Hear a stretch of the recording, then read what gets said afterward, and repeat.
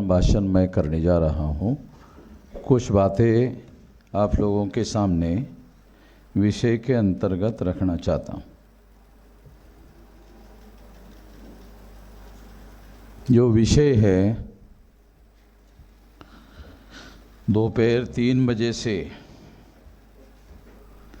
OBC और n t DNT विजेएनटी के लोगों को जातीय आधार पर हो रहे अन्याय अत्याचारों से बचाने के लिए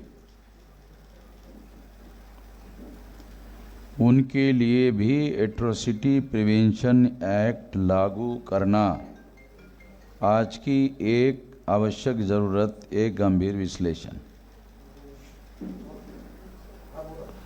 एक विषय है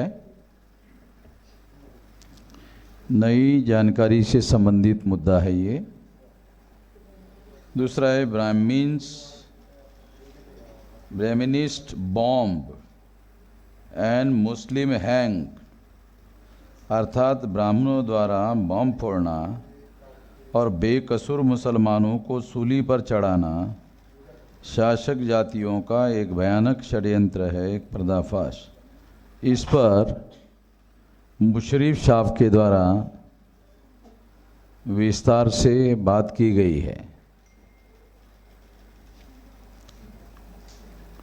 तीसरा है प्रधानमंत्री नरेंद्र मोदी के आदेश पर किए गए जीपीएस सर्वे द्वारा सोमनाथ मंदिर के नीचे 3 मंजिला बुद्ध विहार है, ऐसा प्राप्त रिपोर्ट के अनुसार सिद्ध हुआ। बौद्धों की इस पर क्या भूमिका होनी चाहिए, एक गंभीर सवाल। इस पर विलास करात जी के द्वारा विस्तार से आप लोगों को जानकारी दी गई है। क्या करना चाहिए आने वाले समय में, इस पर हम लोग निर्धारित करेंगे। एक तो ये पहले 3 बजे से 6 बजे तक का जो सत्र है, इसमें ये विषय रखे गए हैं।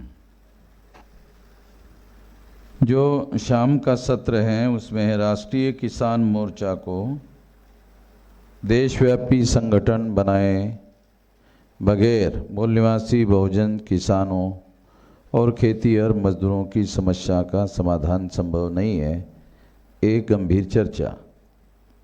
एक विषय है जो किसान और मजदूर से संबंधित है। किसान आंदोलन को देशव्यापी आंदोलन बनाए बगैर किसानों की किसी समस्याओं का समाधान संभव नहीं है, एक गंभीर बहस। तीसरा है कोई भी जन आंदोलन महिलाओं की सक्रिय भागीदारी के बगैर मुकम्मल नहीं हो सकता, एक गंभीर चर्चा। तो पहले सत्र में जो विषय रखे गए हैं उसमें एक विषय है जिस पर चर्चा नहीं हुई। बाकी विषयों पर वक्ताओं के द्वारा, जैसे Brahmins bombed and Muslim hang पर चर्चा हुई और जीपीएस सर्वे सोमनाथ मंदिर के नीचे वाला मुद्दा, इस पर काफ़ी विस्तार से बात हुई। मगर ओबीसी और एनटी डीएनटी विजेएनटी के लोगों को जातीय आधार पर हो रहे अन्याय अत्याचारों से बचाने के लिए इस विषय पर आप लोगों को जानकारी नहीं हुई है। तो ये नया एस्पेक्ट है और नई जानकारी से संबंधित विषय है। आप लोगों को याद होगा, जानकारी होगी, यहाँ हमारे जितने भी कार्यकर्ता लोग हैं, शेड्यूल कास्ट और शेड्यूल ट्राइब के लोगों पर होने वाले अन्याय अत्याचार का प्रतिरोध करने के लिए कानूनी प्रावधान किया गया है, एट्रोसिटी प्रिवेंशन एक्ट बनाया गया है।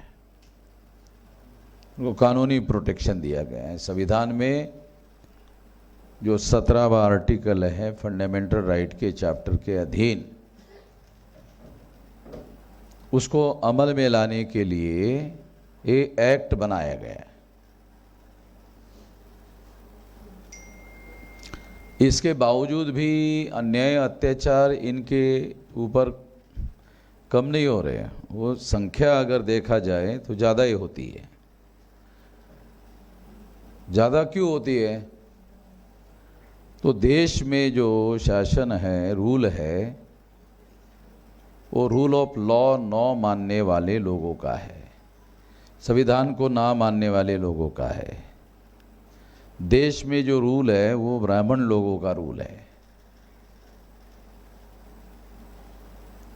और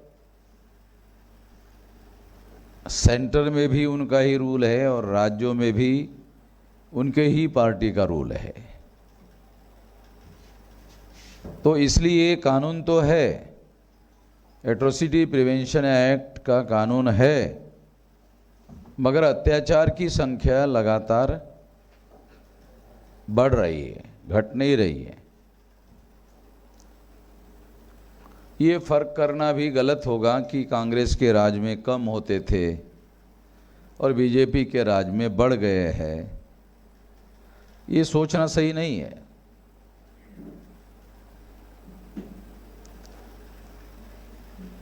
तो ये एक एस्पेक्ट है, ये एक महत्वपूर्ण मुद्दा है। मगर आप लोगों को सुनकर हैरानी होगी कि शेड्यूल कास्ट और शेड्यूल ट्राइब, इनको प्रोटेक्ट करने के लिए एट्रोसिटीज प्रिवेंशन एक्ट में अनटचेबिलिटी को आधार बनाकर या आदिवासियों के अलगीकरण को आधार बनाकर ये कानून बनाया गया है।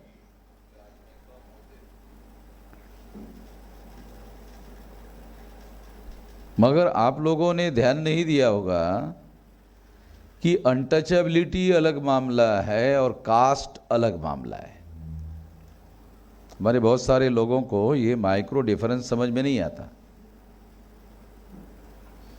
जातीय अत्याचार और अनटचेबिलिटी के आधार पर होने वाला अत्याचार, दो अत्याचार अलग अलग है।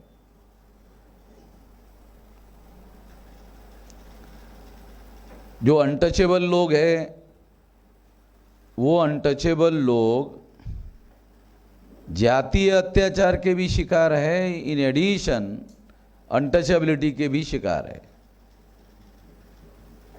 ये बात हम लोगों को ध्यान रखना होगा। दूसरा, ये जो अनटचेबल लोग हैं, ये कौन लोग हैं? ये अनटचेबल लोग पूर्व के बुद्धिस्ट लोग हैं। ऐसा बाबा साहब अम्बेडकर ने द अनटचेबल नाम का जो रिसर्च ग्रंथ लिखा है, उसमें उन्होंने प्रमाणित किया है कि ये अनटचेबल लोग हैं,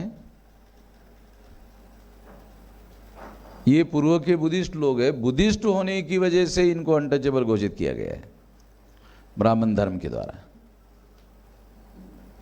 ये बाबा साहब अम्बेडकर ने किताब लिखा, अभी तक ये बात अनटचेबल लोगों को पता नहीं है। पढ़े लिखे लोग जो अनटचेबल वाले, उन लोगों को ये पता नहीं है कि बाबा साहब अम्बेडकर ने जो किताब लिखा है कि ये अनटचेबल पूर्व के बुद्धिस्ट लोग हैं, बुद्धिस्ट होने की वजह से उनको अनटचेबल बनाया गया। ज़्यादातर लोग क्या मानते हैं? नहीं, वो गौ मांसाहार करते थे, इस वजह से उनको अनटचेबल बनाया गया है। जो मान्य है, बगैर किसी पढ़े ये थीसिस पढ़े बगैर हमारे लोग जो है ज़्यादातर यही मानते हैं। अमेरिका के सारे लोग गौ मांसाहार करते हैं, ब्राह्मण लोग गौ मांसाहार करते थे, और जो अमेरिका और यूरोप में ब्राह्मण लोग यहाँ से गए तो वहाँ अमेरिका और यूरोप में ये भारत के जो लोग गए हुए खासतौर पर ब्राह्मण, वो वहाँ गौ मांसाहार करते हैं। तो नरेंद्र मोदी जब प्रधानमंत्री बने तो 19% एक्सपोर्ट जो है वो गौ मांसाहार का बढ़ा। बीजेपी की सरकार आने के बाद कम होना चाहिए ना, गौ माता का कत्लेआम भी कम होना चाहिए। अब सरकार, मतलब उनकी माँ की ही सरकार आ गई, बेटे की सरकार आ गई, तो 19% एक्सपोर्ट हो गया, बढ़ गया। अब मैं जब अमेरिका गया तो न्यूयॉर्क को सटा हुआ एक स्टेट है, उस स्टेट का नाम है न्यू जर्सी। तो हमारे देश में एक गाय आई है, उसका नाम है जर्सी।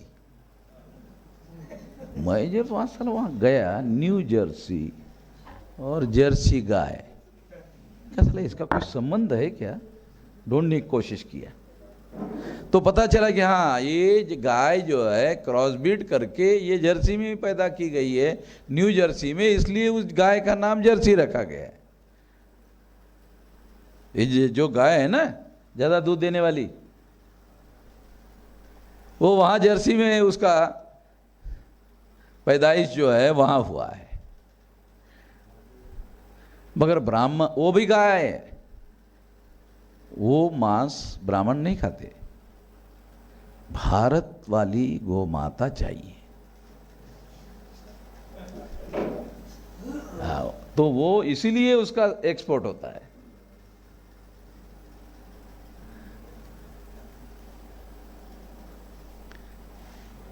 अभी मैंने ही कहा था, फिर उसके बाद कांग्रेस के महासचिव रहे हुए आदमी दिग्विजय सिंह, एक चीफ मिनिस्टर, उन्होंने कहा कि सावरकर ने कहा कि गौ माता का मांस खाना चाहिए,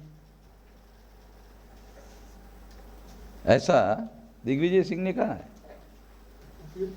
उपयुक्त प्राणी है, ऐसा सावरकर ने कहा हुआ है। जब पुणे के ब्राह्मणों ने हंगामा किया गौ मांसाहार खाना का चाहिए, ऐसा सावरकर ने कहा, तो फिर सावरकर ने उसका जवाब दिया और कहा कि तुम्हारे बाप दादा खाते थे, वो क्या नालायक लोग थे, गधे थे, उनको समझ में नहीं आता था, तुमको ज़्यादा अकल है। तो दूसरे दिन फिर उन्होंने बोलना बंद कर दिया है, क्योंकि ये सावरकर बैरिस्टर आदमी है, अनपढ़ आदमी नहीं है, ऐसे थोड़ी हवा में फेंक रहा है।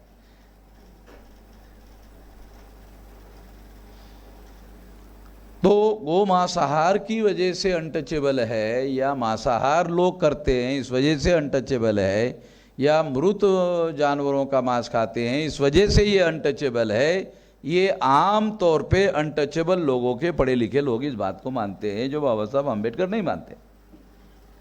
खास बात आप लोगों को समझा रहा हूं, बाबा साहब अम्बेडकर इस बात को नहीं मानते।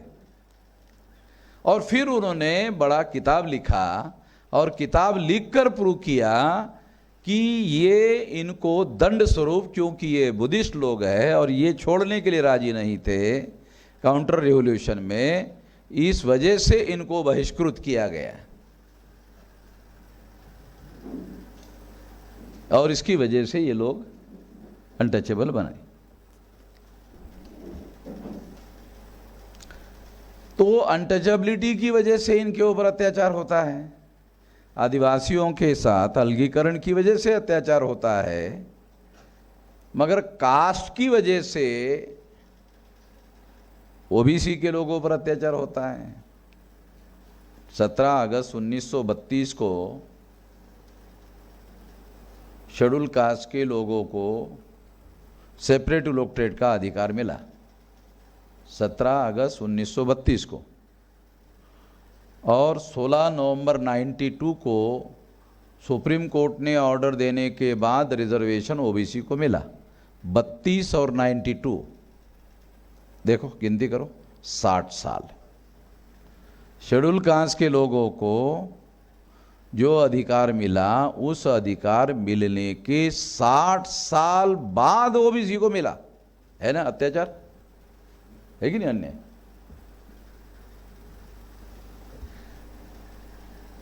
ये भी मालूम नहीं है, ओबीसी के लोगों को पता नहीं है।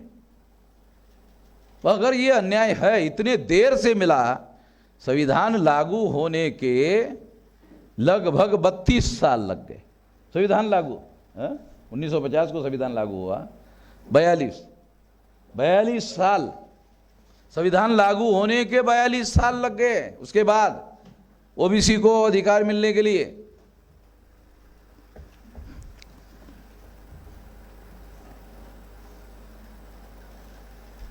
एक आंकड़े हैं सामने, आंकड़े हैं।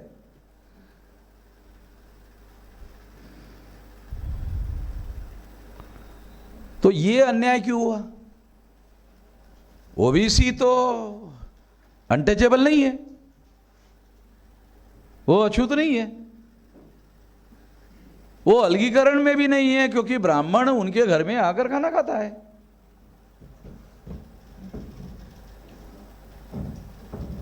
या उनके शादी में भी आता है।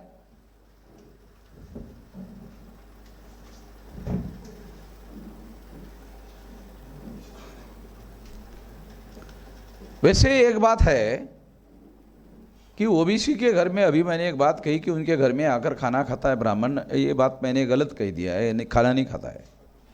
शेड्यूल कास्ट के घर में तो आता ही नहीं है, खाना खाने का सवाल ही नहीं है। मगर अभी वोट के अधिकार की वजह से ब्राह्मण आ जाता है। हमारा IAS IPS IRS अधिकारी है, उसके साथ अपना लड़की भी दे देता है, शादी भी कर देता है।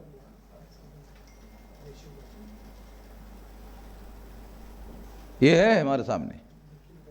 मगर कास्ट की वजह से, कास्ट के आधार पर, अनटचेबिलिटी के आधार पर नहीं, कास्ट के आधार पर ओबीसी के साथ अन्याय हो रहा है।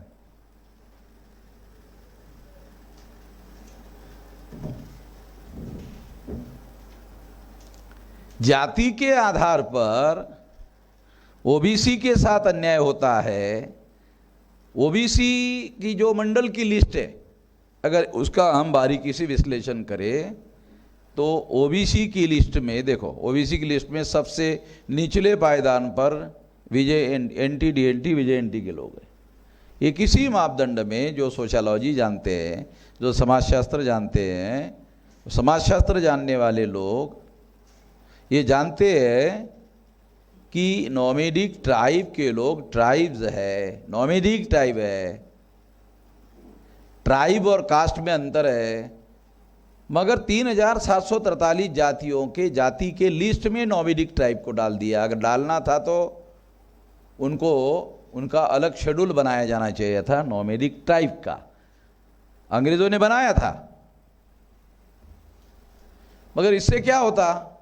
इससे उनकी संख्या अलग हो जाती, उनको स्टेट और सेंटर में उनके संख्या के अनुपात में अधिकार मिल जाता। ये नहीं मिला, तो इनको उन्होंने मंडल कमीशन के लिस्ट में डाल दिया। भाई ये कास्ट नहीं है। 3743 जातियां हम कहते हैं, मगर नोमेडिक ट्राइब तो नोमेडिक ट्राइब है, कास्ट नहीं है। कास्ट और ट्राइब के अंतर, जो अंदर फर्क है, वो फर्क भी हम लोगों को समझना होगा। दूसरे लोग अगर नहीं समझते, बात ठीक है, वाम सेब के लोगों को समझना चाहिए कि ट्राइब और कास्ट दो अलग चीजें, दो सिस्टम अलग है।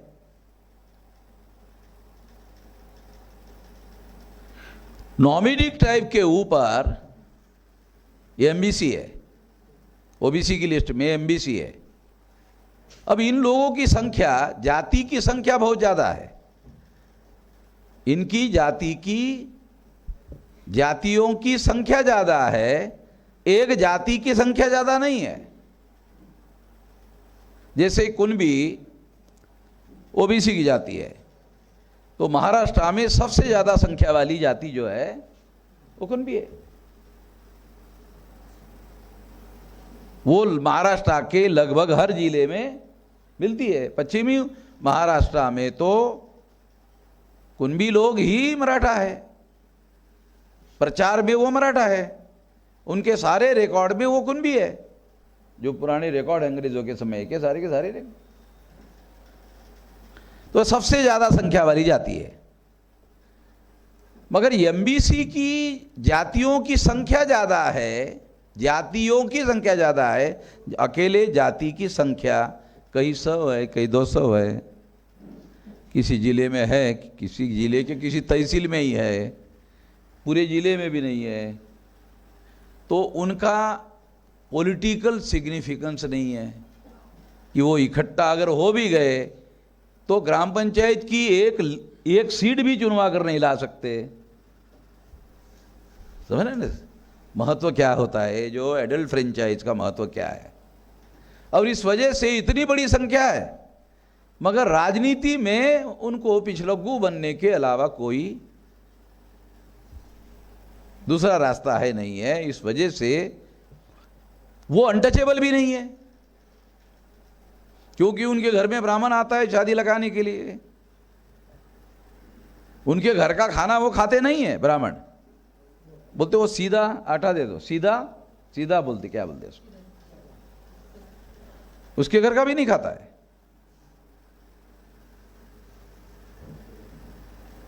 तो इस तरह से ये जाति के आधार पर होने वाला अन्याय है। जाति तो ब्राह्मण की भी है और जाति ओबीसी की भी है, दोनों की जातियां है। एक जाति को जाति के नाम पर बेनिफिट होता है। अगर हम लोग देखें, सिस्टम देखें, देखो ये ब्राह्मण, क्षत्रिय, वैश्य, शूद्र, शूद्रों की जातियां हैं 3743, ठीक है। अब जब हम नीचे से इसका फंक्शनिंग स्टडी करते हैं तो it is a system of graded elevation, it is a system of graded elevation.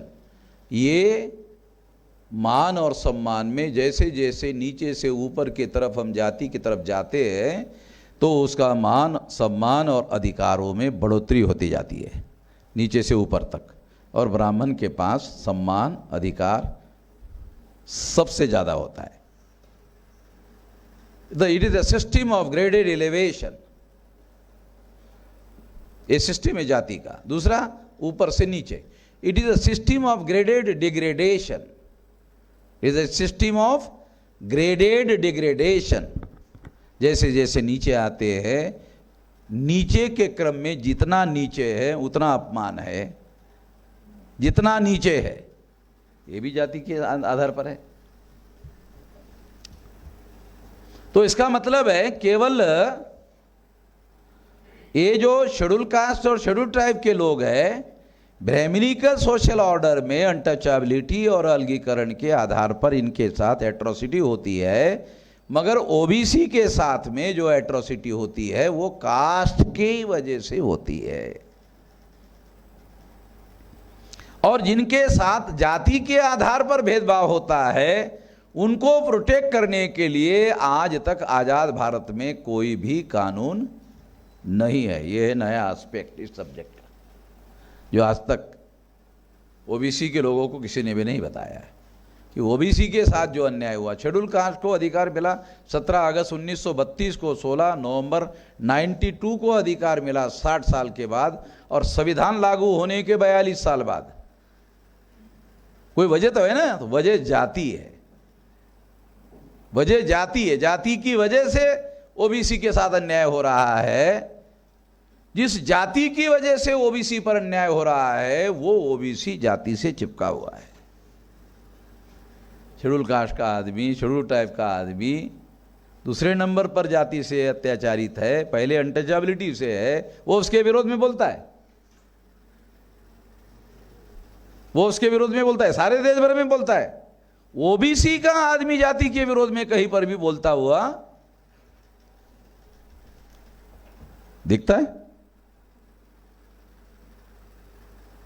ये थोड़ी हैरान करने वाली बात है कि जाति के विरोध में 1848 को ज्योतिराव फुले ने आंदोलन शुरू किया। ज्योतिराव फुले ओबीसी के ही व्यक्ति थे जो जाति के विरोध में बोल रहे हैं, मगर आज़ाद भारत में पढ़ाई लिखाई हो गई, मगर ओबीसी जाति के विरोध में कहीं पर भी ओबीसी के लोगों ने जाति के विरोध में कोई आंदोलन चलाया आज़ाद भारत में, ऐसा भी कोई उदाहरण नहीं है। बल्कि दूसरी बात दिखाई देती है, जिस जाति की संख्या ओबीसी की ज्यादा है वो जाति के नाम पर उसको इकट्ठा करके उसका राजनीतिकरण करके उसका फायदा लेते हैं। दूसरे दर्जे के ब्राह्मण बने हुए हैं, दूसरे दर्जे के ब्राह्मण, समझ रहे हैं? अब जाति तो तुम्हारे हानि का कारण है, जाति की वजह से अन्याय हो रहा है।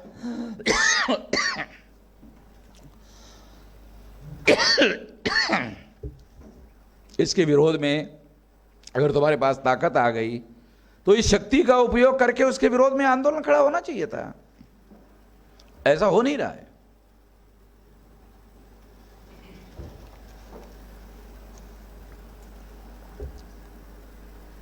तो जाति जो है ओबीसी के अन्याय का कारण है।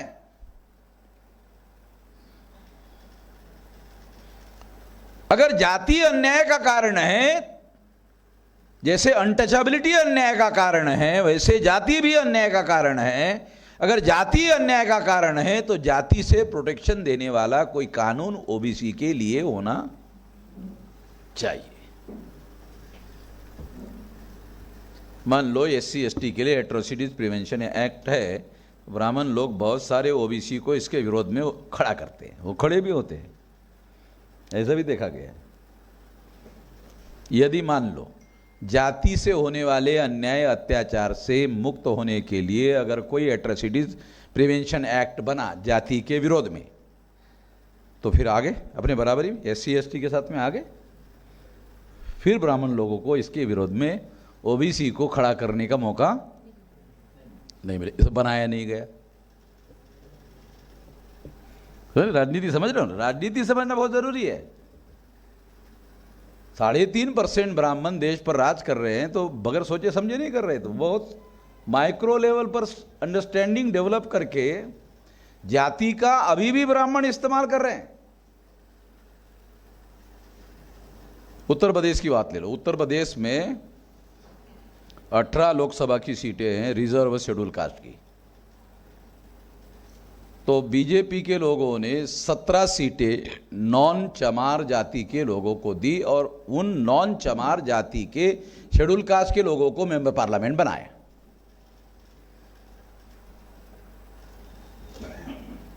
क्योंकि चमार जागृत हो गया, वो बीजेपी की मानने के लिए, ब्राह्मण की मानने के लिए तैयार नहीं है। ब्राह्मण के विरोध खड़ा है एक मायावती को छोड़ करके। वो गधी है, उसको कोई ज़्यादा अकल है नहीं है। मैं जानता हूँ जब वो टीचर बनी थी तो हेडमास्टर ने उसको पहली क्लास को पढ़ाने के लिए भेजा था। जिसकी जितनी अकल होती है उसी हिसाब से उसका उपयोग हुआ। लोग कहते हैं, जाति के लोग कहते हैं, अपनी जाति के प्रेम की वजह से कहते होंगे कि उसको बहुत ज़्यादा समझ में आता है। पहले तो वो कांचीराम जी के आधार सहारे पर खड़ी थी, वो बगैर सहारे से कोई राजनीति नहीं कर सकती। अभी सतीश मिश्रा के सहारे से राजनीति, अपने दिमाग से मायावती राजनीति नहीं कर सकती। मैं किसी पुरुष के आधार पर यह बात नहीं कह रहा हूं, लिंग भेद के आधार पर मायावती के बारे में नहीं कह रहा हूं।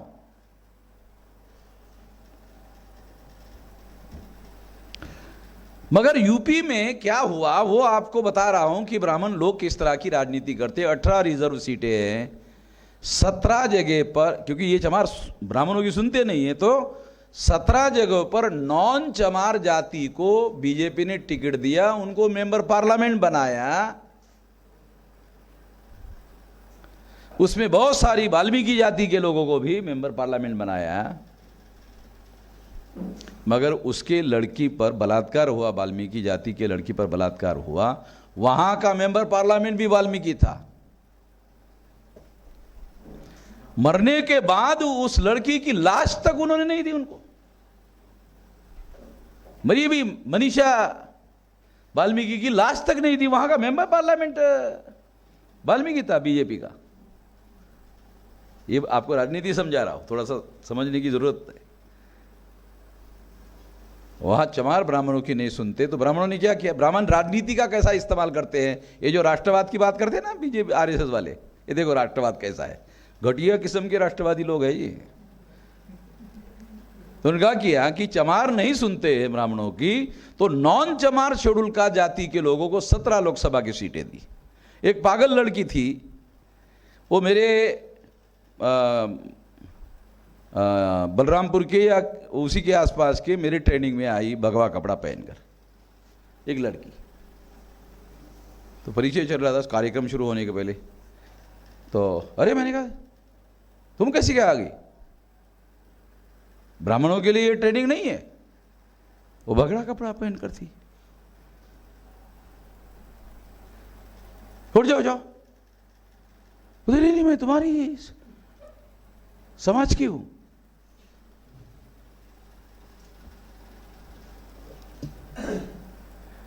बीजेपी ने उसको ढूंढ के निकाला, वो आदि पागल को, उसको मेंबर पार्लियामेंट का टिकट दिया, उसको मेंबर पार्लियामेंट बनाया।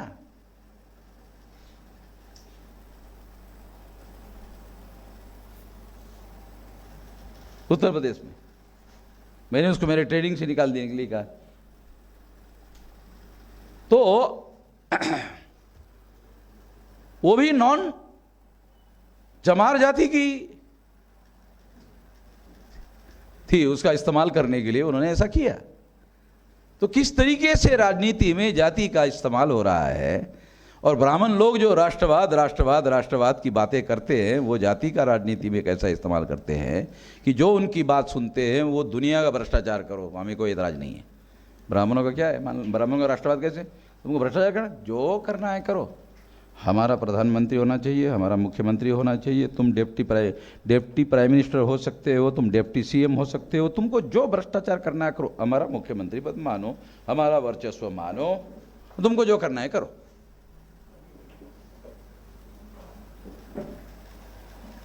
भ्रष्टाचार उनकी समस्या ही नहीं है।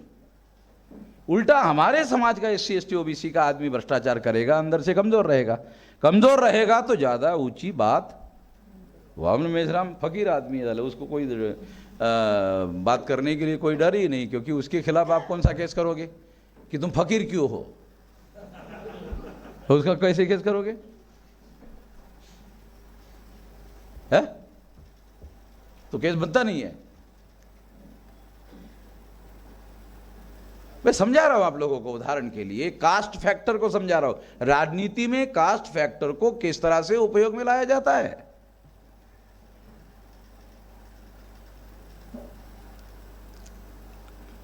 घटिया किस्म का जातिवाद जो है, मतलब जाति का निर्माण ब्राह्मणों ने किया और जाति का राजनीति में वो कैसा इस्तेमाल कर रहे हैं, इसका उदाहरण दे रहा हूं आप लोगों को।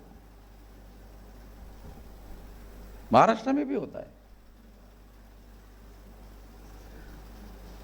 महाराष्ट्र में होता है तो महार जाति के लोग सुनते नहीं है।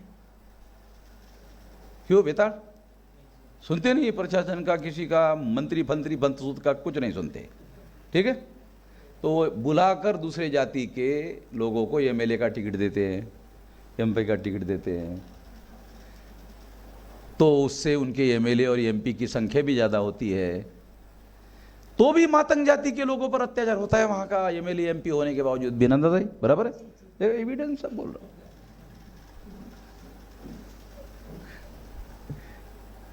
ये समझना जरूरी है। वहां का MLA मातंग जाति का ही है, अत्याचार सबसे ज्यादा उसी के बराबर है, महार पर नहीं हो रहा है। उसका कोई MLA नहीं है, फिर भी उसके साथ नहीं हो रहा है।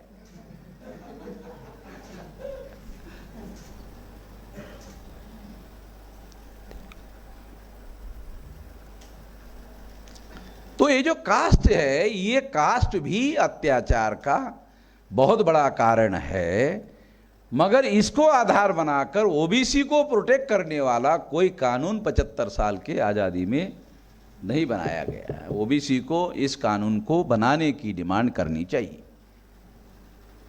ये मुद्दा उठाया जाना चाहिए, और इसका कानून बनता है तो OBC को फायदा होगा। जब OBC का कास्ट के आधार पर होने वाले अत्याचार के विरोध में कानून बनेगा तो एट्रोसिटीज के विरोध में OBC को, ब्राह्मणों को खड़ा करना आसान नहीं होगा। फिर वो दोनों मिलके करेंगे, दोनों मिलेंगे फिर वो कि तुम्हारे ऊपर अनटचेबिलिटी होता है, हमारे ऊपर कास्ट होता है, चलो ठीक है मिलकर करते हैं। नहीं बना, वो कॉन्शियसली नहीं बनाया गया। तो जो चीज ब्राह्मणों के फायदे की है इसलिए उन्होंने नहीं बनाई, वो चीज हमारे नुकसान की है इसलिए मैं इसको इश्यू बना रहा हूं कि हाँ ऐसे होना चाहिए, इसको उठाया जाना चाहिए सारे देश भर में।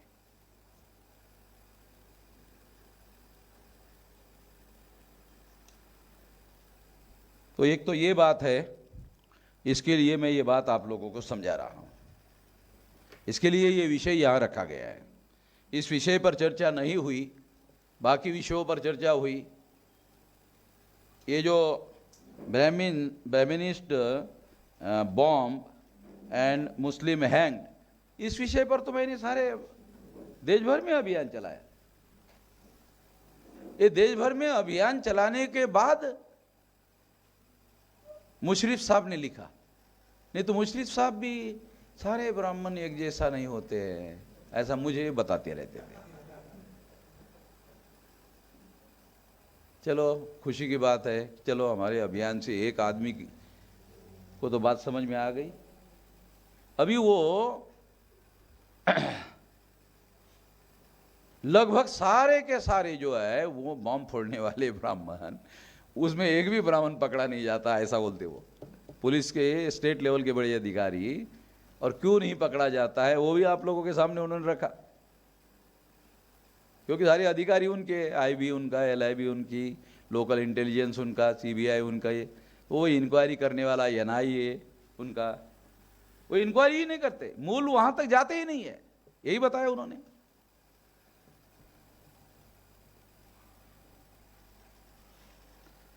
तो इसलिए इस विषय पर तो आप लोगों को जानकारी मिली है। अभी ये किसान मोर्चा के संबंध में हम लोग किसान आंदोलन में कम से कम 3-4 महीना वहाँ पर थे किसान आंदोलन का समर्थन करने के लिए। वो 40 लोगों की कमेटी थी।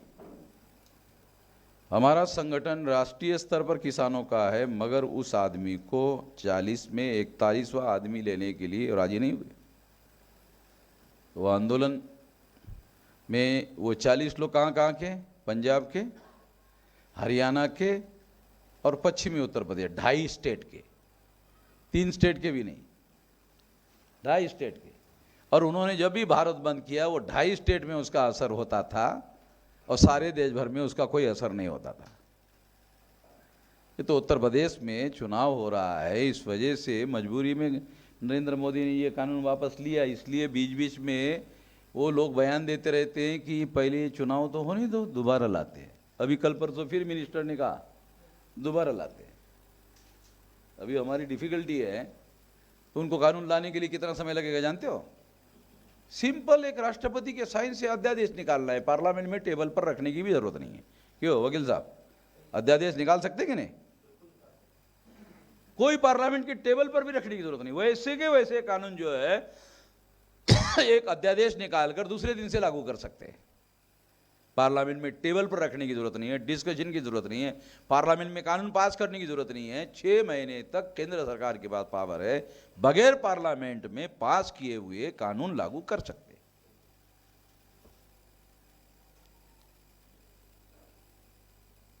कॉन्स्टिट्यूशनल पावर है। और फिर 6 महीने में उस लॉ को अगर आप कंटिन्यू करना चाहते हैं तो उसको पार्लियामेंट में पास करना होगा। तो इसलिए इसका अगर विरोध करना है, क्योंकि ये कानून उन्होंने पास किए, उसके विरोध में किसान ने आंदोलन किया और आंदोलन पीछे ले लिया। जो समस्या नहीं थी वो समस्या नरेंद्र मोदी ने पैदा की, उस समस्या का समाधान करने के लिए किसान ने आंदोलन किया और वो कानून पीछे ले लिया। जो किसान की मौलिक समस्या है वो वैसी की वैसी है। क्या हुआ? उन्होंने जो कानून बनाए वो कानून पीछे लिए। जो किसान की समस्या है उसका समाधान हुआ? उसका कोई समाधान ही नहीं, वो वैसे वैसे ही है। उन्होंने कानून बनाए, उन्होंने कानून थोपे, उनके थोपे हुए कानून पीछे ले लिए, मगर समस्या का समाधान कहां हुआ? जो किसान की समस्या है उसका समाधान कहां हुआ? कौन सा समाधान? उद्योगपति कोई चीज प्रोडक्ट करता है, उसका रेट निर्धारित कौन करता है? उद्योगपति निर्धारित करता है। मान लो साबुन बनाया, उद्योगपति ने साबुन बनाया, वो साबुन कितने रुपए में बेचना है वो उद्योगपति उसकी प्राइस निर्धारित करता है। किसान अपने खेती में जो भी फसल पैदा करता है, वो भी चीज पैदा करता है, उसका रेट निर्धारित करने का अधिकार किसान के पास नहीं। अन्याय कैसे हो रहा है? एक उद्योगपति चीज प्रोडक्ट कर रहा है, उसका रेट निर्धारित करने का अधिकार उद्योगपति के पास है। किसान चीज अपने खेती में पैदा कर रहा है, उसका रेट निर्धारित करने का अधिकार किसान के पास नहीं है। किसान क्या कह रहा है? मिनिमम तो निर्धारित कर दो, मिनिमम। एमएसपी, एमएसपी क्या है? क्या वकील साहब? Minimum, minimum, minimum price. Maximum price नहीं बोल रहा है किसान। अरे मिनिमम तो निर्धारित कर दो। वो खुद निर्धारित नहीं कर रहा है, किसान निर्धारित नहीं कर रहा है, वो सरकार को बोल रहा है निर्धारित करो। है समस्या समझ में आ रही? अब किसान अपनी चीज का मूल्य निर्धारित क्यों नहीं कर सकता है? दूसरा सवाल, क्यों नहीं कर सकता? उद्योगपति करता है, किसान क्यों नहीं करता? किसान एक दिन से ज्यादा भी अपने खेती से उत्पादित माल अपने घर में नहीं रख सकता, क्योंकि वो, मैं तो किसान का बेटा हूं, मैं तो जानता हूं, खेती से ही मेरे पिता खेती से ही गाड़ी में माल डालते थे और खेती से ही सीधा मार्केट में लेके जाते थे, घर में भी नहीं लाते थे। और वो पैसा मिलने के बाद जिस साहूकार से उन्होंने पैसा लिया, उनको वो पैसा चुकाते थे और फिर अगली फसल के लिए साहूकार से पैसा लेते थे। किसान अपना प्रोडक्ट जो है अपने घर में रख नहीं सकता। उद्योगपति जो प्रोडक्ट करता है वो अपने स्टोरेज में अपना माल रखता है। अगर महीना 2 महीना अगर मान लो वो वहां रहा तो उसका कोई बिगड़ता नहीं है। उसने जो निर्धारित किया उसी निर्धारित प्राइस पर ही मार्केट के लोग जो है वो उसका लेकर जाते हैं, क्योंकि उसके पास स्टोरेज कैपेसिटी है। 1 दिन, 2 दिन, हफ्ता, 15 दिन, महीना, 2 महीना वो माल अपना रख सकता है, मगर अपने ही प्राइस पर बेचता है। किसान ऐसा नहीं कर सकता। उसको अपना माल जो है फौरी बेचना पड़ता है। यह है समस्या। इसलिए किसान क्या कह रहा है? मिनिमम प्राइस तो मिलना चाहिए। देखो, मिनिमम प्राइस निकालना है तो क्या डिफिकल्टी है जानते हो? मिनिमम प्राइस निकालना है, किसान के वस्तु का मिनिमम प्राइस निकालना है तो क्या करना पड़ेगा? मैं बताऊं आपको। खेती में फसल निकालने के लिए अकेला किसान खेती में काम नहीं करता, पूरा परिवार खेती में लगा रहता है और कोई 8 घंटे का काम नहीं होता है। किसान का परिवार वो 8 घंटे काम नहीं करता और पूरा का पूरा परिवार उस खेती में लगा रहता है। मैं किसान का बेटा हूं, खुद ही जानता हूं। और सारा परिवार लगा रहता है। अब प्राइस निकालने के लिए ये जो काम करने वाला मैन पावर है वो भी उसमें जुटेगा ना, नहीं? तभी तो प्राइस निकलेगी। वो मिनिमम प्राइस भी काफी हो जाती है। उस प्राइस पर सरकार इन किसानों को बेचने के लिए देंगे तो जो महंगाई है बढ़ेगी। जैसे ही महंगाई बढ़ेगी तो इकोनॉमी पर उसका जो असर पड़ेगा वो बहुत सारी बातें हैं, दुनिया भरी की बातें हैं। तो इसके लिए उन्होंने क्या किया कि किसानों को ही रगड़ने का काम किया। मिनिमम प्राइस भी उनको नहीं मिलता है। नरेंद्र मोदी ने कहा था कि 1.5 गुना देंगे, 1.5 गुना बोला था। अभी वो 1.5 गुना नहीं दे पाया, अभी बोल रहा है 2 गुना। किसान की आय मैं 2 गुना कर दूंगा। 1.5 गुना नहीं दे पाया, मगर अभी बोल रहा है कि 2 गुना कर दूंगा। 1.5 गुना नहीं कर पाया। अब ये जो अन्याय हो रहा है किसान के ऊपर, उसका कारण ये है कि उसका विरोध करने के लिए जो राष्ट्रीय स्तर का संगठन चाहिए वो नहीं है, और तमाम बैकवर्ड क्लासेस के लोग ही किसान हैं। और बैकवर्ड क्लासेस के लोग जो है कास्ट का नोशन ज़्यादा मानते हैं और इस वजह से वो जाति के आधार पर डिवाइडेड है। अपने पर होने वाले अन्याय अत्याचार के विरोध में आंदोलन करते हैं, और जब चुनाव आता है तो बीजेपी ने अगर उनके जाति के किसी आदमी को एमएलए का टिकट दिया तो उस बोलते अरे अपने जाति का है ना, तो देना तो पड़ेगा ना, वो अपनी जाति का है ना, उसको देना तो पड़ेगा। तो वो चुनाव में अपने जाति का है, इसलिए बीजेपी को वोट देने के बजाय वो बीजेपी के विरोध में है, अपनी जाति के समर्थन में है, अपने जाति का कैंडिडेट है इसलिए उसको वोट देता है, वो बीजेपी के समर्थन के लिए देता नहीं है। वोट जमा होता है बीजेपी के अकाउंट में, उसके जाति के अकाउंट में जमा होता नहीं है। ये जो माइक्रो मैनेजमेंट है, पार्टी है नहीं, पार्टी 3.5% की, कांग्रेस भी 3.5% की, बीजेपी भी 3.5% की, पार्टी है नहीं, तो टिकट मांगने के लिए जाना है। शेड्यूल कास्ट के लोग टिकट मांगते हैं, शेड्यूल टाइप के लोग टिकट मांगते हैं, नॉमिनी टाइप के लोग टिकट मांगते हैं, एमबीसी के लोग टिकट मांगते हैं, ओबीसी के लोग टिकट मांगते हैं। मांगने वालों में ही हम लोग लाइन लगाकर खड़े हैं, हमारी कोई पार्टी ही नहीं है। हम टिकट बांटने का नहीं, टिकट मांगने का काम करते हैं। और मांगने वालों को क्या कहते हैं भाई, आपके महाराष्ट्र में या राजस्थान में क्या बोलते हैं? हाँ, भीख मंगा। पंजाब में मंगता बोलते हैं। हाँ, हमारे यहाँ महाराष्ट्र में भिखारी बोलते हैं। है?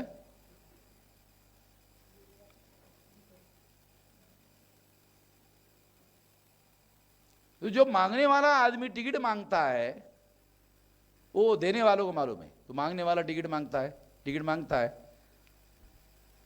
तो उसको मिलता नहीं है, फिर उसको बुलाते हैं कि आपको मिलना चाहिए था मगर आपको मिला नहीं, अगले बार आपका विचार किया जाएगा। तो घर में आता है, क्या हुआ?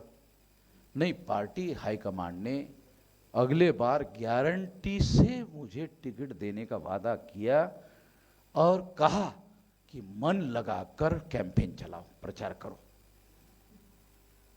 तो अभी मैं अगले बार मुझे मिलने वाला है, इसलिए मैं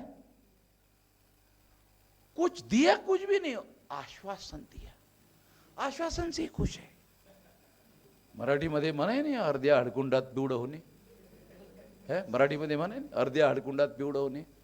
परंतु आपल्या माणसांना अर्ध हडकुंड सुद्धा लावायची जरूरत नाही, हडकुंड दाखवलं ना, असं दाखवलं आणि त्यांनी बघितलं तर तो पिवळा पिवळा पिवळा पिवळा होता।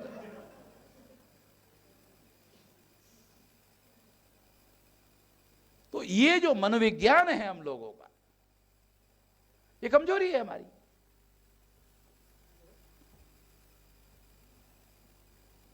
तो उसको टिकट देते नहीं है, और ऐसा ही देते ही नहीं है।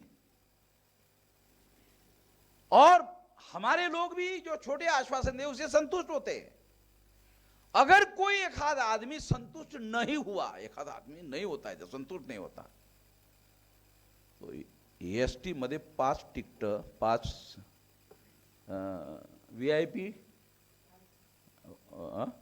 व्हीआयपी सीट असतात। आता लोकसभेची सीट नाही मिळाली, विधानसभेची नाही मिळाली, जिल्हा पंचायतची नाही मिळाली, नगरपालिकेची नाही मिळाली, आणि तो माणूस झाला असंतुष्ट। मग ठीक आहे, म्हणजे वर्षभरासाठी एसटीचं जे तिकीट आहे ते तुम्हाला आम्हाला फ्री ऑफ कास्ट। आणि ते व्हीआयपी आहे बरं, लक्षात घ्या, व्हीआईपी है। नहीं काल्पनिक नहीं बोल रहा हूं, नहीं तो आप लोगों को बोलेगा काल्पनिक, नहीं ये रियलिटी है। तो फिर हमारा आदमी, चलो कोई कुछ तो सारा टिकट मिला आप लोगों को।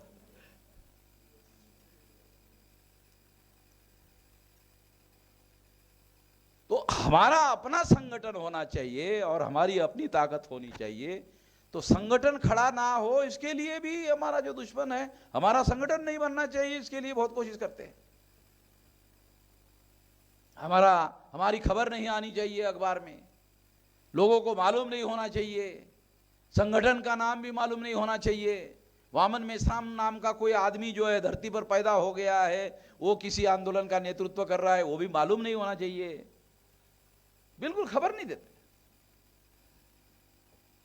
संगठन नहीं बनना चाहिए, क्योंकि संगठन बनेगा तो वो भी टिकट बांटने वाले हो जाएंगे, फिर हमारे पास साले मांगने के लिए नहीं आएंगे, वो खुद ही बांटने वाले हो जाएंगे।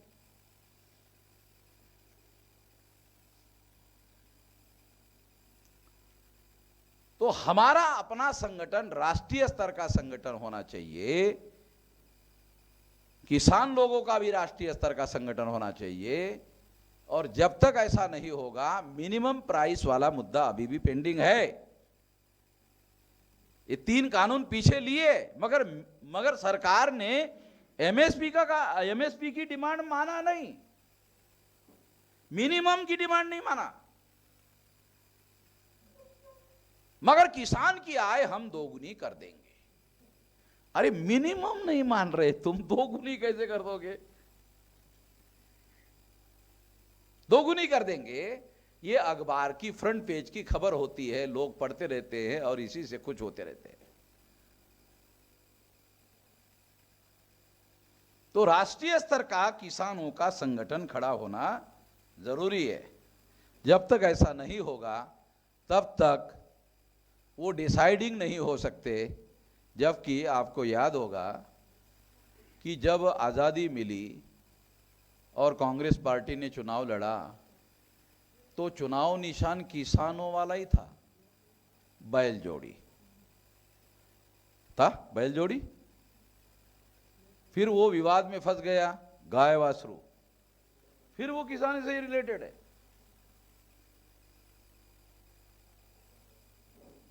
ये कॉन्शियसली आपको बता रहा हूं। और किसानों ने ज्योतिराव फुले, महात्मा ज्योतिराव फुले क्या कहते, सेठ जी और भटजी, सेठ जी और भटजी ये किसानों के 2 बड़े दुश्मन है। उसी किसानों ने एक सेठ जी को और एक भटजी को अपना नेता माना। सेठ जी यानी गांधी जी, भटजी यानी जवाहरलाल। माना?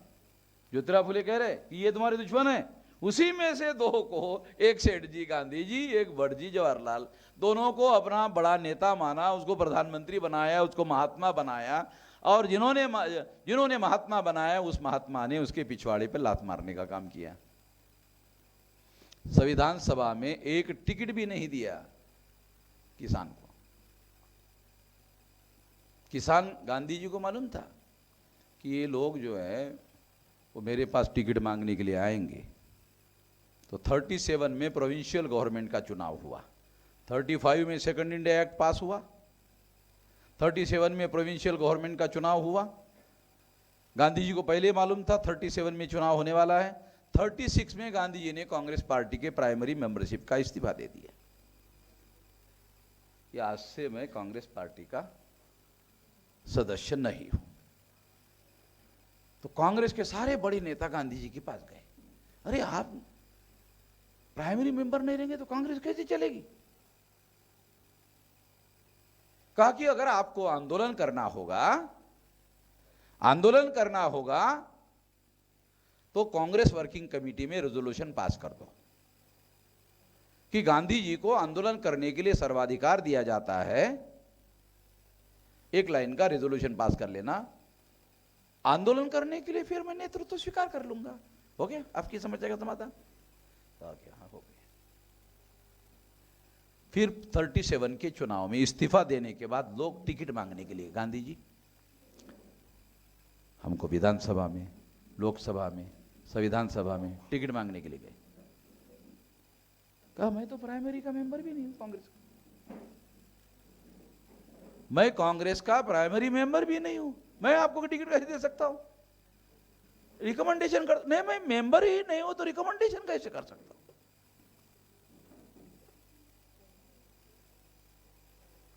एक सफाई मजदूरी करने वाला वाल्मीकि जाति का आदमी गांधी जी को चिट्ठी लिखा कि मैं ग्रेजुएट हूं, अंग्रेजी लिखता हूं, अंग्रेजी बोलता हूं, आप हमारे मसीहा है।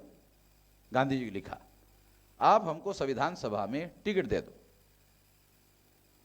गांधी जी ने उसकी चिट्ठी अपने अखबार में हरिजन में छापी और अपना ओपिनियन भी छापा कि ये भटका हुआ नौजवान है, ये भटक गया है, मैं इसकी कोई मदद नहीं कर सकता, हाँ, एक काम है, मैं उसमें उसकी मदद कर सकता हूं कि बढ़िया क्वालिटी की सफाई कैसे करनी चाहिए, उसके लिए उस ग्रेजुएट जो वाल्मीकि है उसकी मैं मदद कर सकता हूं, क्योंकि मैं अपने घर की सफाई खुद ही टॉयलेट वगैरह साफ करता हूं, तो बढ़िया क्वालिटी का सफाई कैसे करना चाहिए मैं उस ग्रेजुएट वाल्मीकि को सिखा सकता हूं, ये मैं मदद। ये बात हरिजन नाम के पेपर में उसकी चिट्ठी भी लिखी और उसमें अपनी राय भी लिख दी। अब इस तरह की राय रहेगी और बाबा साहब आम्बेडकर के नजर में नहीं आएगी, ऐसा तो नहीं कहा जा सकता ना। तो बाबा साहब आम्बेडकर ने वो रिकॉर्ड में what Gandhi and Congress have done to untouchables नाम की किताब में लिखी।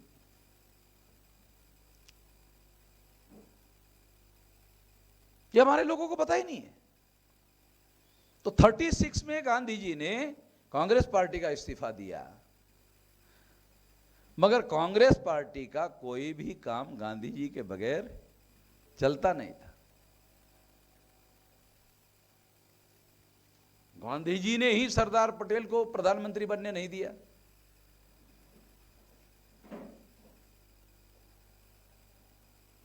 जवाहरलाल को नॉमिनेट किया। बाद में पत्रकारों ने गांधी जी को पूछा कि आपने ऐसा क्यों किया? कहा कि जवाहरलाल डिप्टी प्राइम मिनिस्टर बनने के लिए रजामंद नहीं हो सकते, इसलिए मैंने ऐसा किया।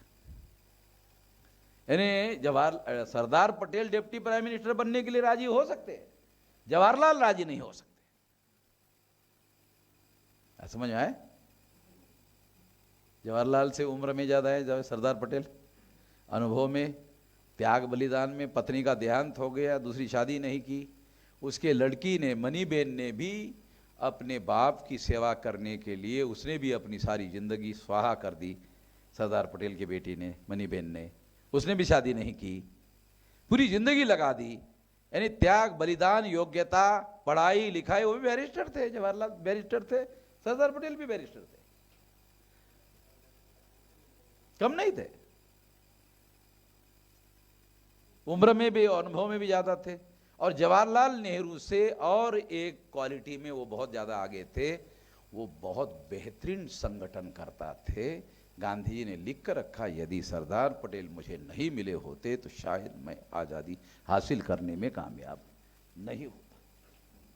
इस एक ही सेंटेंस से सरदार पटेल की योग्यता का पता चलता है। मगर गांधी ने उसको प्रधानमंत्री नहीं बनने दिया।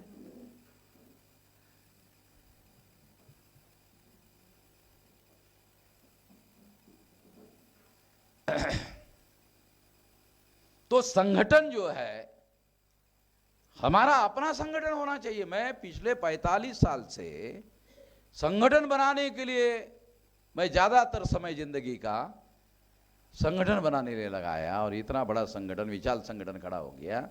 तो ये संगठन के बदौलत हमारे लोगों को बहुत कुछ हासिल होगा, क्योंकि मैंने जो इतिहास पढ़ा उसमें मैंने देखा कि संगठन के बल पर दुनिया में बड़ी बड़ी क्रांतियां हुई है, संगठित शक्ति के बल पर हुई है, और बड़ी बड़ी बातें हासिल दुनिया में की जा सकती है, संगठित बल, संगठन के बल पर हासिल की जा सकती है। वो संगठन का बल मैं इस अनुभव से भी गुजरा हूं। मेरे पास ये भी तजर्बा है कि हमारे दुश्मनों ने हमारा संगठन कई बार तोड़ा। अब मांझी राठौड़ बराबर बोल रहा हूं ना? देखो वो मुंडी हिला रहा।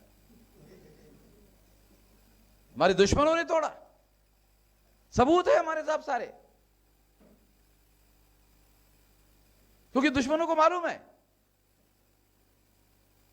कि अगर इनकी संगठित शक्ति निर्माण हो गई तो फिर ये काबू में आने वाले नहीं है, फिर इनकी मानना पड़ेगा। तो इसलिए तो मैं कहता हूं कि अगर 63 साल में अंग्रेजों को भगाने में उनको कामयाबी हुई और अंग्रेजों की जगह ब्राह्मण का भारत पर काबिज हो गए, अगर 63 साल के आंदोलन में अगर ऐसा हुआ तो हम भी आंदोलन करेंगे, हम भी आंदोलन करेंगे। अगर उनको ऐसा मिल सकता है तो हमें भी मिल सकता है। 78 से आप गिनती करो, 22 और 21, लगभग 43 साल हो गए।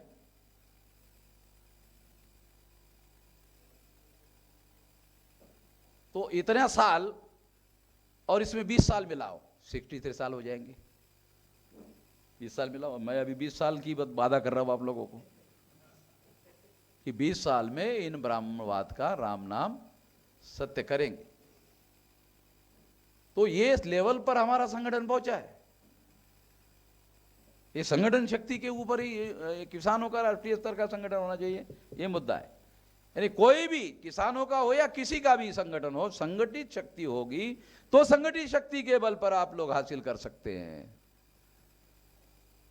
2 बार भारत बंद किया, दोनों बार की बातें मान्य हुई, तीसरी बार तो आंदोलन ही नहीं करना पड़ा। एक कागज का ज्ञापन दिया तो नीट का मामला असल हो गया। बेताड़ बराबर है। नीट जो है हमने केवल ज्ञापन दिया, किया कुछ भी नहीं, एक कागज दिया कि कलेक्टर साहब नरेंद्र मोदी तक पहुंचा दो।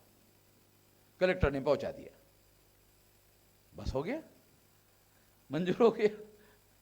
क्योंकि उनको मालूम है आंदोलन होगा, आंदोलन होने के बाद करना ही पड़ेगा, तो श्रेय वामन मेश्राम को मिलेगा और लोग उसके साथ में अलायन हो जाएंगे, इकट्ठा हो जाएंगे। और मैं ओबीसी का होकर भी मेरी क्रेडिबिलिटी लॉस्ट हो जाएगी। तो संगठित शक्ति की बात महत्वपूर्ण है। उसके आधार पर हम लोग बहुत कुछ हासिल कर सकते हैं। इसलिए मैं संगठित शक्ति निर्माण करने पर बहुत बल देता हूं और संगठन के क्षेत्र में मैं मूल रूप से संगठन का आदमी हूं। कैडर बिल्डिंग पर मेरा बहुत जोर रहता है, संगठन निर्माण पर बहुत ज्यादा जोर रहता है। तो मैंने जिंदगी का बहुत सारा समय जो है वो संगठन निर्माण पर लगाया, बहुत ज्यादा समय लगाया। और अभी एक्शन मोड में, अभी भी हम लोग जो एक्शन मोड पर है वो मासेस का संगठन बनाने के लिए एक्शन मोड पर है। कि पढ़े लिखे लोगों को समझा बुझा कर संगठन बनाना पड़ता है और मासेस को आंदोलन करके जोड़ना पड़ता है। उनको ज्यादा बौद्धिक बात समझाओगे, सामान्य आदमी को समझ में नहीं आती। उनके इश्यूज को लेकर आंदोलन करो, उनको जल्दी बात समझ में आ जाती है। अभी हमारे राम सुरेश वर्मा जी ने अंबेडकर नगर से एक भाषण किया कि वहाँ उन्होंने किसानों के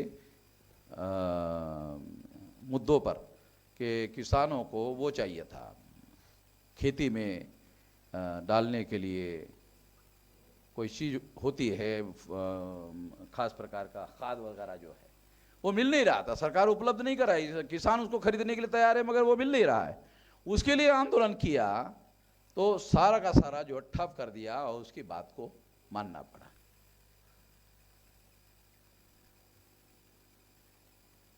राम सुरेश वर्मा जी ने प्रशासन को, योगी के प्रशासन को झुकाया, क्योंकि प्रशासन को मालूम है ये राम सुरेश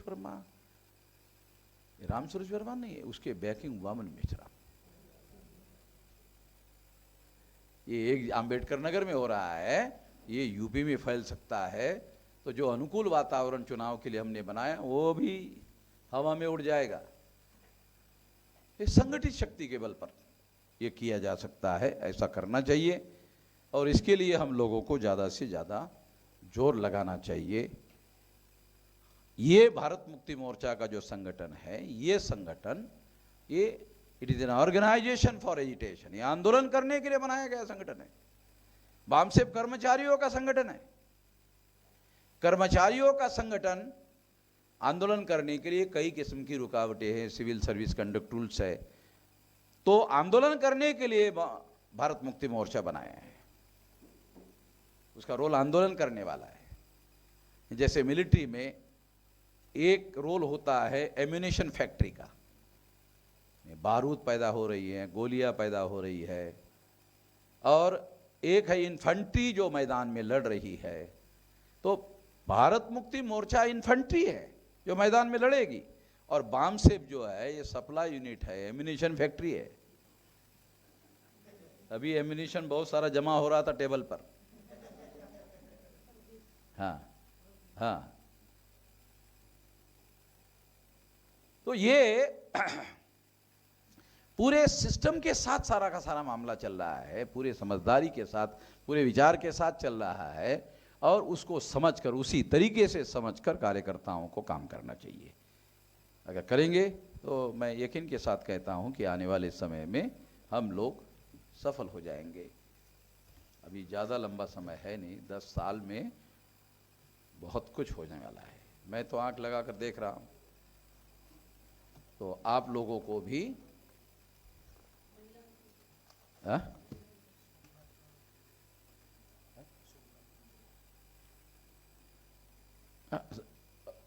विलास खरत का ये कहना है कि सोमनाथ मंदिर के रेफरेंस में कुछ कहो, तो मैं तो कि वो देख रहे हैं। मैं आंदोलन का पार्ट आपको बताना चाहता हूं कि इसके बारे में ये साल समाप्त होने के बाद में पूरे आंदोलन की रणनीति राष्ट्रीय स्तर पर बनाई जाएगी। उसमें सोमनाथ के अधीन जो मंदिर नीचे मिला है उसके साथ साथ देश भर में कई ऐसे हमारे स्थल है जिसको इन लोगों ने डिस्ट्रॉय करने की कोशिश की। उन सारी बातों के लिए राष्ट्रीय स्तर का आंदोलन भी किया जाएगा।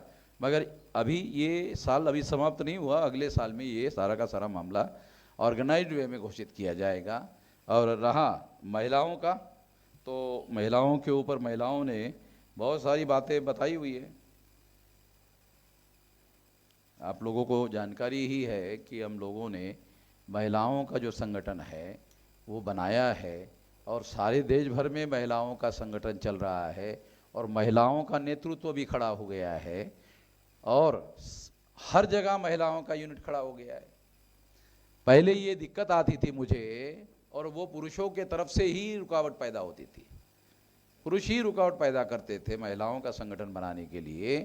मगर 50% जो हिस्सा है महिलाओं का समाज के अंदर, अगर मान लो उसको आप आंदोलन से अलग कर देंगे तो आंदोलन तो कोई सफल होने वाला नहीं है, बिल्कुल भी सफल नहीं हो सकता। और महिलाओं ने अगर आंदोलन में रोल प्ले किया तो आंदोलन जल्दी सफल हो सकता है, क्योंकि पुलिस वालों को लाठी अगर चलानी है महिलाओं पर तो वो बड़ा इशू बन जाता है, इमोशनल इशू बन जाता है और समाज बहुत जल्दी तैयार हो जाता है। तो अगर महिलाओं को सामने रखो, उसके दूसरे नंबर पर पीछे रहो पुरुष, सबसे आगे महिला को रखो, तो लाठी मारेंगे ही नहीं। उधर मारेंगे तो भड़का उड़ेगा, भड़का उड़ेगा तो आंदोलन आसानी से फैल जाएगा। अभी तो हमारे पास सोशल मीडिया है, सोशल मीडिया में तो हमारी खबरें जो है, पहले दिन मैंने आपको बताया था 1,40,00,000, वो अभी 2-3 करोड़ से ज़्यादा लोगों तक फैल गया है। ये लोग जो अखबार वाले हमारी कोई खबर छाप रहे नहीं छाप रहे, वो अभी उनके ऊपर कोई निर्भर नहीं है। हम लोग अभी हमारी खबरें जो है हम खुद ही सारे देश भर में दुनिया में फैला रहे हैं। विदेश से लोगों को मुझे टेलीफोन आ रहे हैं कि हम सुन रहे वहां पर। तो महिलाओं का संगठन भी बड़े पैमाने पर खड़ा हो गया है और उसके लिए बहुत योजनाबद्ध तरीके से काम किया गया है और आने वाले समय में और भी ज़्यादा योजनाबद्ध तरीके से काम किया जाएगा। तो मैं आशा करता हूं कि अभी ये 5 दिन का जो हमारा अधिवेशन है, 9:26 हो गए, 9:30 बज गए लगभग, इसको हम लोग, मैं अपनी बात यहाँ समाप्त करता हूँ और विलास खरात को अनुरोध करता हूँ या नंदा ताई को अनुरोध करता हूँ कि वोट ऑफ थैंक्स करने के लिए